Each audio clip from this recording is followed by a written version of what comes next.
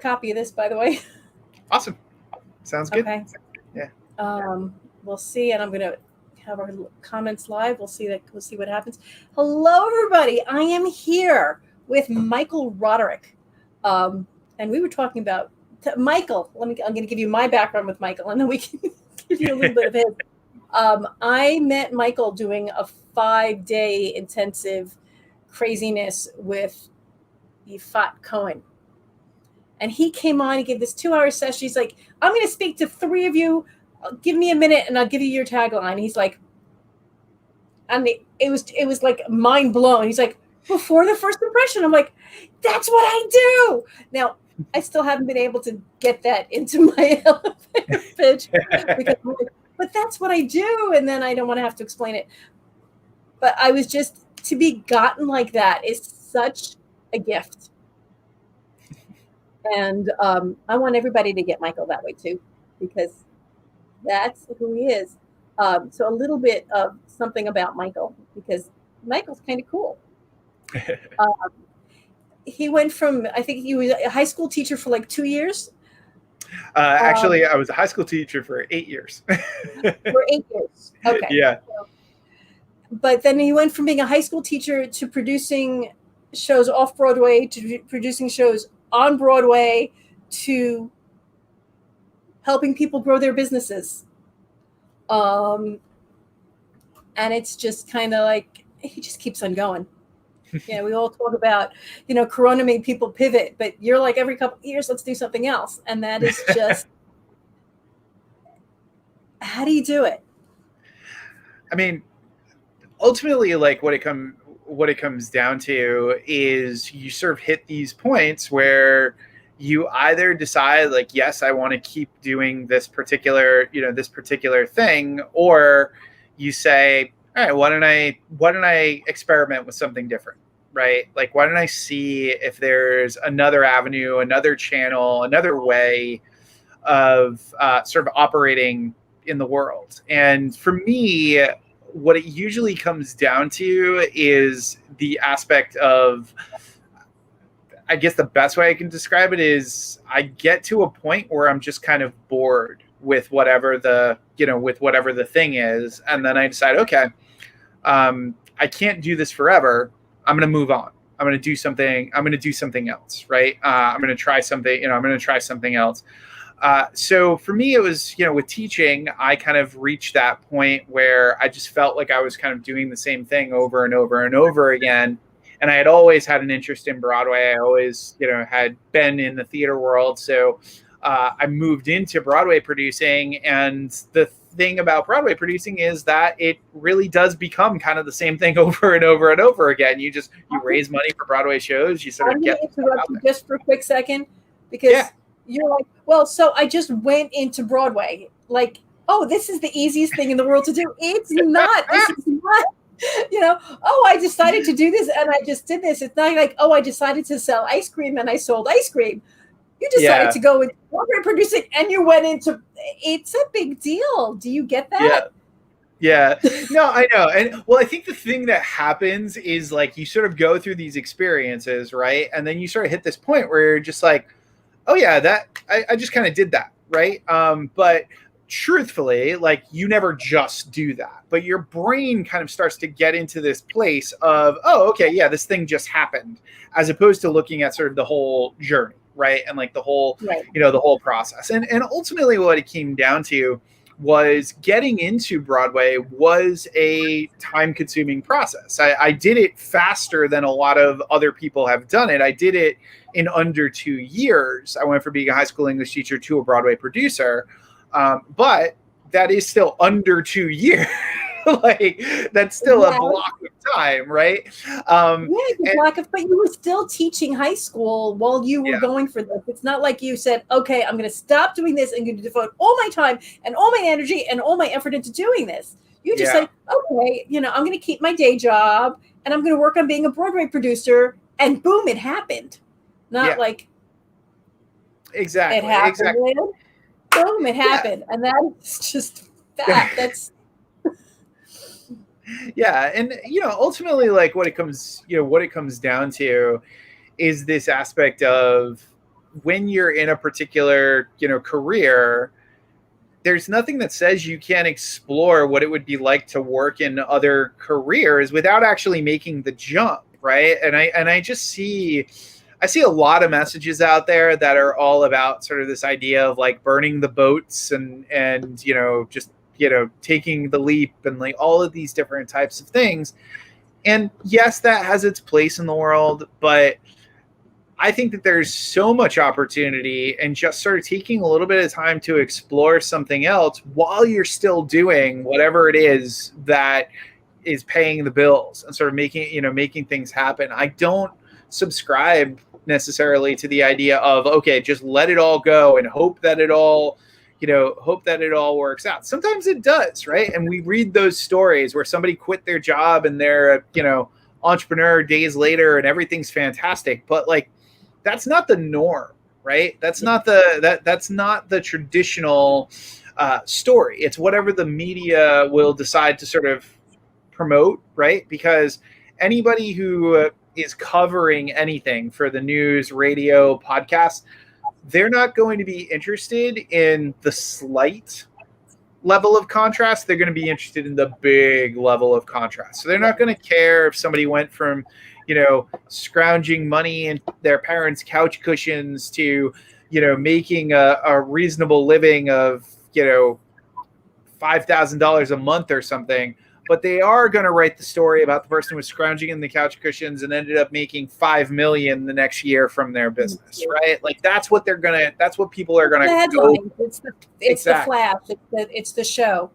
Yeah. But but you do. I mean, that's what it's like, I follow you, I'm going to put Michael's email stuff on the bottom. He's got this wonderful email list. He writes every day, and I unfortunately don't get to it every day, but I do read it. I backtrack, and I am getting myself off so many email lists. And I just feel like you just throw these gems out. Thanks. And it's just long enough that I don't feel like I'm stuck reading it. And it's like, I don't feel like I'm drowning. It's like, I can't, it's like, oh my God, this is too long. I'm not going to read it. And I always get something out of it. Yeah. That's awesome. So first of all, thank you. Yeah. Thank you. People might not be that interested in me thanking you part, but really worth your while, guys. Read his stuff. But what you do, and this is, I was talking before we got on how this is what Michael does. Michael gets people to talk about you when you're not in the room. That's correct. Now I'll get people to talk about you as you're walking into the room. I kind of get it from the other angle, but you get them to continue that conversation. And that is it's fabulous. Thank you. And you do it with, it's the power of words. Mm-hmm. Rebecca just threw out a comment. Rebecca's a photographer, and she started doing videos. So she's combining the words with the picture. Yeah. To get that to make yourself memorable, to get a person to be memorable, that's a gift. Yeah, I mean, well, I think it's one of those things where we all have, things that we do well and that we've sort of done well for a really long time, right? And one of the things for me has always been teaching, right? So ever since I was young, all the way through when I was a high school English teacher, I've always had this skill to sort of look at these complex things and say, okay, how do we boil it down? Right? How do we boil it down and take it into something that's going to be easy to use to transfer, that particular information? And over time, what I discovered was that ability to teach and that ability to trim things down and sort of help people get to the heart of what they're doing and what they're about is something that a lot of people struggle with and have challenges with. So the second I started developing more sort of frameworks around this idea and basically saying like, here are the ways that you can start to think about this idea of being referable, the more people would just sort of come to me, ask me questions, want to, talk through like what those principles were and what that side of things were. But it all comes down to this aspect of all my life, I've been kind of paring things down, right? Like I've always been sort of taking the complex and turning it into something that is, simple, accessible to an audience. That's just, yeah. So there's Michael. There's this what I decided was Michael's tagline. But what Michael does is he gets you in front of the people you want to be gotten in front of. How's that for really bad English? Can you translate that, please? Sure. I mean, ultimately, most of us think it's about access, right? So like most of us think like, how do I access these people? How do I get to the people that I want to, talk to? And ultimately, it's actually not about access. It's about interest.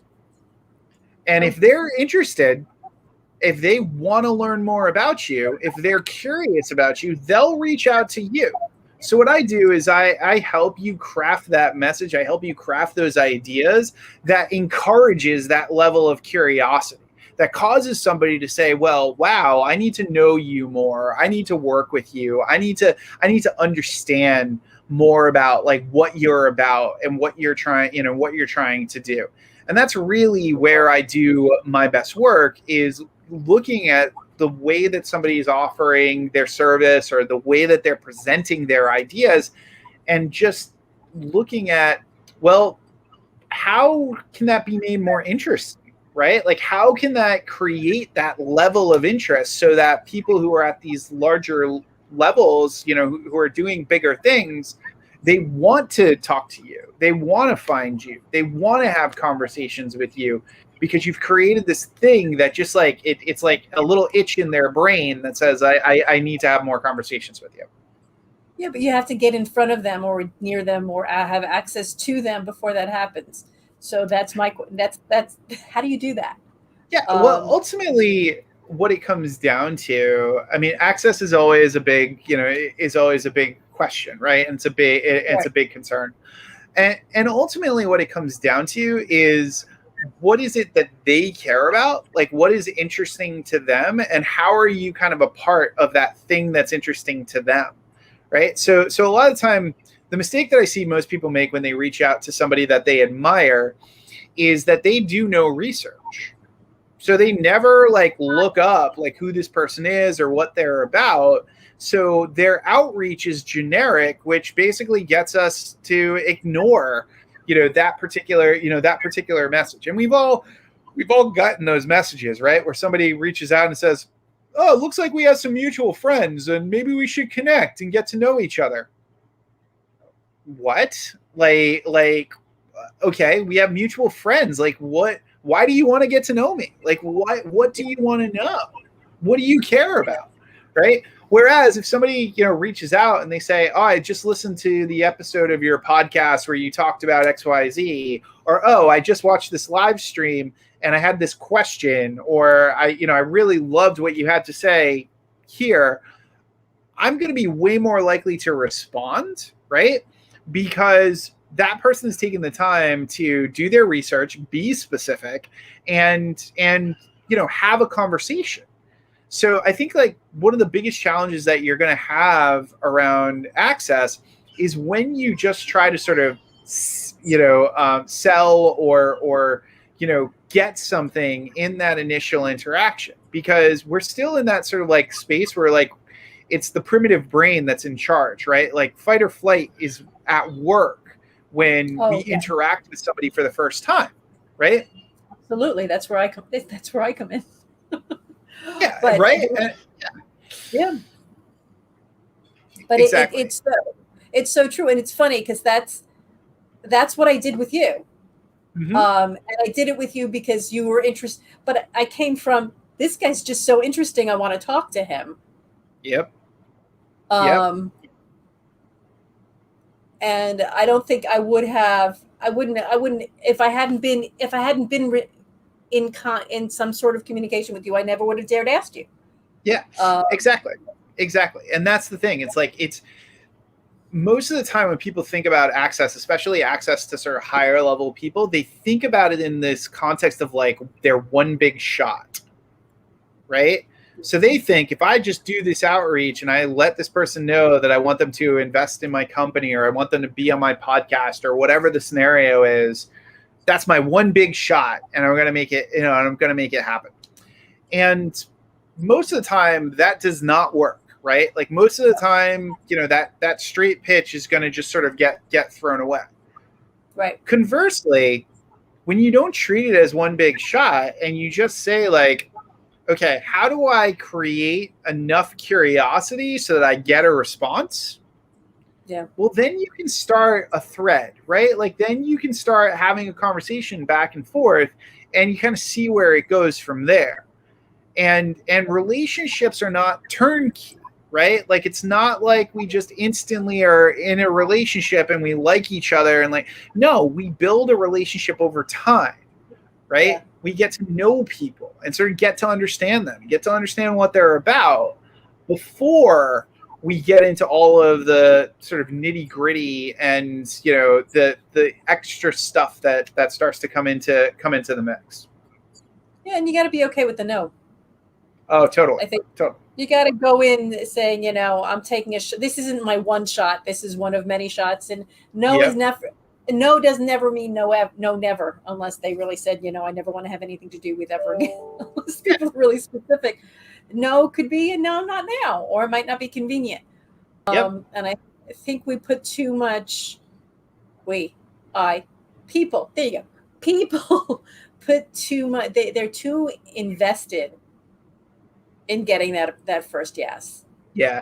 What you're talking about is what I like to often refer to as the tennis novice versus the tennis pro approach. So if a tennis novice misses a shot, usually the game is over because they're in their own head. They're now thinking, oh man, if I miss another shot, the game might end, all these different types of things. And it's completely just, the game is ruined, right? And the core reason for that is that the tennis novice is a slave to the process, to the product, right? So when you're a slave to the product, you basically put all of your weight on the product, right? And you're just like, if I don't get this, it's over, right? It's like over. If I don't, and you're so obsessed with the product, right? Whereas a tennis novice misses a shot and basically says, okay, I missed a shot. Where did I miss that shot? Where was I standing? Where was the other person standing? And they can even lose the game. And at the end of the game, they're going to say, okay, I lost the game. Like, what can I learn? Sort of what can I watch against? Or how can I figure this out? And that's because the tennis pro is a student of the process. Right. It's about the process, not the product. Yeah. So for them, failure is not failure. It's simply new information. Right. And the more that you approach things as a student of the process, as opposed to a slave to the product, the easier it is to do any kind of outreach, because if you do end up getting a no, you're not thinking, oh my God, this is awful. My soul is crushed and all these different types of things. You're thinking, okay, this is new information about something that didn't work to get that response. So what could I do next time? What are the other options that I can create here? What can I learn from this? It's like the old Ben Franklin quote. I didn't fail 999 times to make a light bulb. I forgot the rest of it, but you know what I mean. But it's a point of view and a way of looking at things that is just it's so useful and it's so helpful, and we so like to not do that because then we don't have to do the work. It's very natural. Like we all have things that we want, right? And we all have things that we're hoping for. And it's very easy to get caught up in those things that we want and that we hope for and make those things something much, much bigger than they actually are, right? It's very, very easy because we have that strong desire to have, a particular outcome in any situation, right? Yeah. So a lot of the time, the danger is in the expectation, right? Like the danger is in this aspect of I am expecting this to work out, or I am expecting this to go well. And if that expectation isn't met, we're so upset about it, right? And my work is over and nothing is ever going to work again. Exactly. Whereas if we just kind of let go of expectation, right? And it's hard.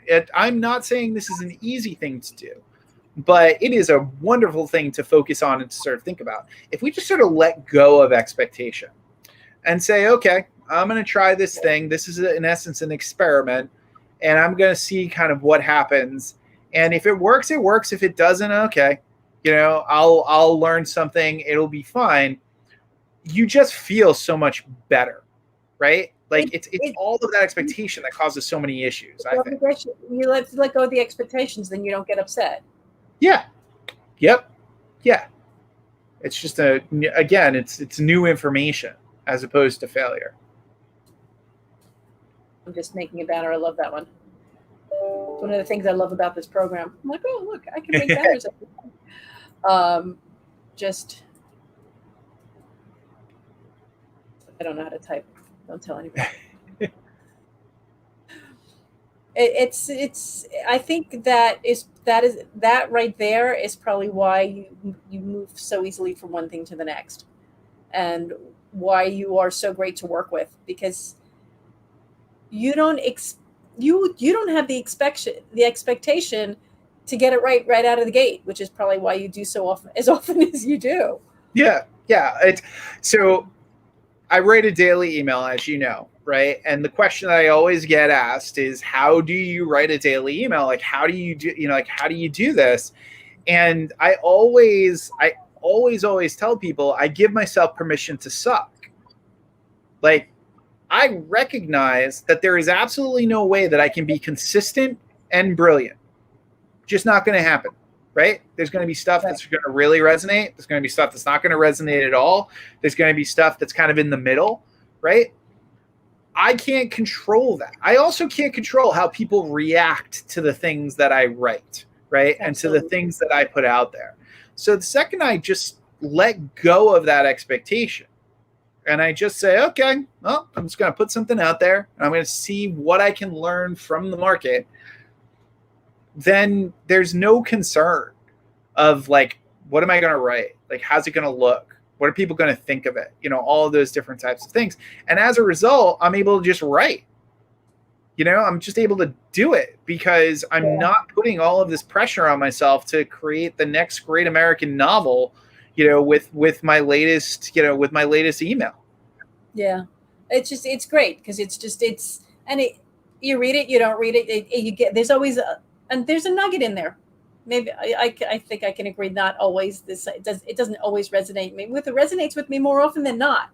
And that is really a gift because I'm a little cynical. I mean, there's a lot, and that's the thing. Like we all have things that resonate with us, and we all have things that don't resonate with us, right? And the thing is, you can't expect that everything that you create is going to resonate with everybody that reads it or everybody that pays attention to it. And you never know where something is going to resonate or not resonate, right? Like sometimes I'll write and I'll think, oh man, that was just ridiculous. I don't really know if I like that one. And all of a sudden I'll get all these emails back from people being like, oh my God, that was brilliant. I love that. That changed my life, all this other stuff, right? And then I've had instances where I'm like, this is really fascinating. I love writing about this. This is just an absolute blast. And it goes out and it's crickets, right? Like nobody responds. And I'm like, that was a really interesting idea. But apparently, it wasn't as interesting to everybody else, right? Yeah. Yeah, no, I see it in these when I do these talks with people, it's like I'm talking to people I want to learn more about. For me, that's what's interesting. And I get interesting feedback. And some people are like, I want facts on the ground. I want value. I want something I can take away. I'm like, fine, go somewhere else. This is interesting. Yep. This is worth half an hour of your time. Half an hour of my time or not. Yeah. And I think that's the thing. It's like, we talk about expectations, but like audience expectations are also a piece of the puzzle, right? Like if somebody comes in with expectations of like, this is how I'm expecting an interview to go, or this is how I'm expecting, something to give me value or not give me value, well, there's nothing we can do about that, right? Because they're coming with those expectations. So we can only We do can't manage other people. Right? We can't manage other people's expectations. Yeah. So cool. I want to give people a tidbit of something. So can we do a dry run of, say, I'm making something up. I'm not going to make something up here. Okay. A little bit of background. An hour and a half ago, it was the neatest thing. I keep on saying, I'm going to call her my mentor because that's just the easiest way of putting it. My style mentor. I did a styling course with her, and she gave a talk, and she's very visual. She's all about bringing the change begins from the outside and proportions. She just gave a talk to a bunch of blind people. Mm. And I was like, how is she going to make this work? These people can't see, and she's about proportions and the golden rule, and she did it brilliantly. Mm-hmm. And some of it wasn't relevant because, you have your usual, you have the usual slide deck, but she had people coming up on stage who could not see and made them feel better about themselves. Yeah. That's amazing. It's brilliant. It's brilliant. Now, she says her tagline is change begins from the outside in, mm-hmm. which is okay. What would you say about that? What would you give that as a one-liner? From change begins from the outside in? Yeah, because it's kind of, I'm going to say it. It's a little hackneyed at this point. I've heard it too often. I've seen it too many places. Sure. Doesn't make her special anymore. Yeah. So I think ultimately where it would need to sort of go is you'd have to look at like so all of those are what I like to refer to as container words, right? So there's these words that people use, and once they kind of get overused, they become containers where we use it just because we don't have any other words. And there's usually like a bunch of different definitions in people's heads for those words, right? So change, outside in, all of those concepts, like they're container words. So ultimately what would need to happen is that each of those words, you'd have to open up the container and start to think about the contents, right? And start to ask, like, what are other words for those ideas? So change, change could be, transformation. Change could be shift. Change could be about a change in direction, right? Like there's all of these different ways to think about the idea of change. Change could be shedding, right? Like ultimately, if you were to shed, yeah. Right? Renewal. So exactly. Renewal. Like there's all of these different sort of ways to think about the idea of change and turn it into pivoting. Exactly. No, exactly. Word, I think so. At this point. But the thing is you use it, right? And the thing is you can use a container word even if you can make it more of a word that sort of fits into that content category if you pair it with something else that's interesting, right? If you take the word change, you can always add another word in front of change or on the other side of change, right? That will suddenly change the way that you view that word. Right? That's so cool. Yeah. That's so cool. I mean, you could look at it in so many different ways. Like you could think about a high contrast concept, right? So you could think about, what is the opposite of change, right? And what if you said to somebody, I can teach you how to change by staying the same. Like, wow. Now you're curious, right? Right. You're like, Absolutely. what does that mean? Like, what does that mean?